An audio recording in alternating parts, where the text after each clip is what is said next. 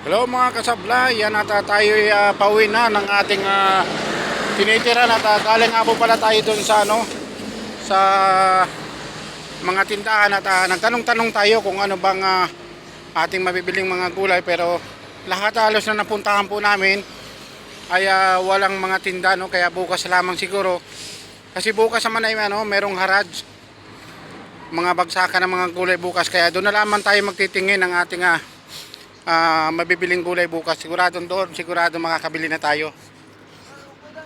Kasi nagtingin tayo ngayon sa mga tindahan ay wala.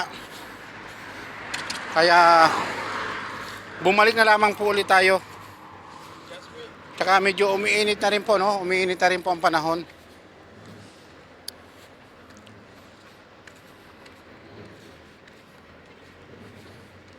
Pabalik na nga po pala tayo ng ating camp, no? At bukas na lamang tayo sa haraj. Magtingin tayo ng mga mabibiling gulay doon bukas. Yan, marami pa ba't natatalupan, no?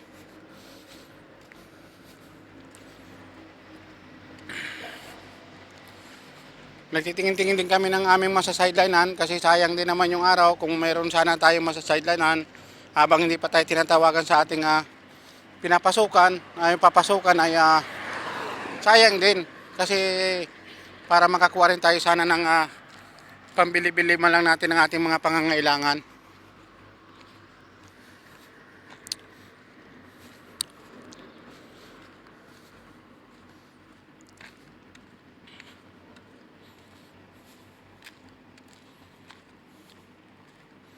Yan, medyo malapit na po tayo sa ating camp, at mamaya na naman tayo lalabas gabi o hapon kasi mainit na naman, mamaya lang ay napakainit na naman. Maraming gagawin dito, ang problema nga lamang ay ibang company yung gumagawa dyan. Yan, yan nakikita nyo, ibang company po ang gumagawa dyan.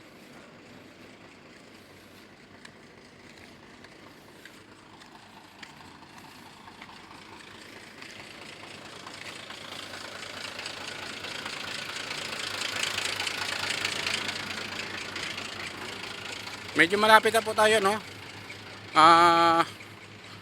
Ano na lang.